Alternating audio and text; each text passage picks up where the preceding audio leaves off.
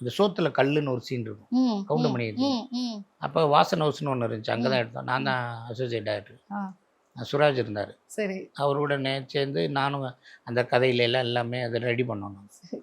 அப்போ பண்ணும்போது சோத்துல கல்லுங்கையில் சரி அதை ஷார்ட் எடுக்க போயில பந்தியெல்லாம் ரெடி பண்ணிவிட்டு சோத்துல கல் வைக்கணும்னு நான் சின்ன சின்ன கல்லாக எல்லாத்தையும் ஒரு வந்தீங்க. பாத்திரத்தில் ஒரு பெரிய வெசலில் வச்சுருந்தேன். ஆ, ஆ, டைரக்ட் கல் கொடுப்பா வைக்கணும், அந்த ஷார்ட்டில் வைக்கணும், அதை கொடு காமி அப்படின்னு சொல்லி காமிக்கிறேன். நான் அதை காமிச்சேன். ஆ, கவுண்டமணி சார்லாம் இருந்தார், பக்கத்தில் கார்த்திக் சார்லாம் உட்காந்து ம்.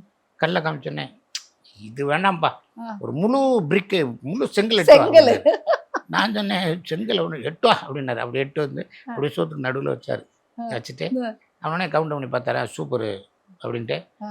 ஏய் வாடா என்னண்ணே சோத்துல கல்லுடா என்னடா இவ்வளவு பெரிய கல்லு? கல்யாணத்துக்கு இனி அவர் கேட்பாரு வெள்ளை சுப்பையாதான் நினைக்கிறேன், ம், ம், ம். எப்படி இது தெரிஞ்சிச்சு? பிணையும் போது தட்டுப்படுதுடா அப்படிம்பாரு. அந்த ஷாட்லாம் எடுக்கவே முடியல. அது கார்த்திக் சார்லாம் சிரிச்சிடுறாரு, கவுண்டமணி சார் சிரிச்சிடுறாரு.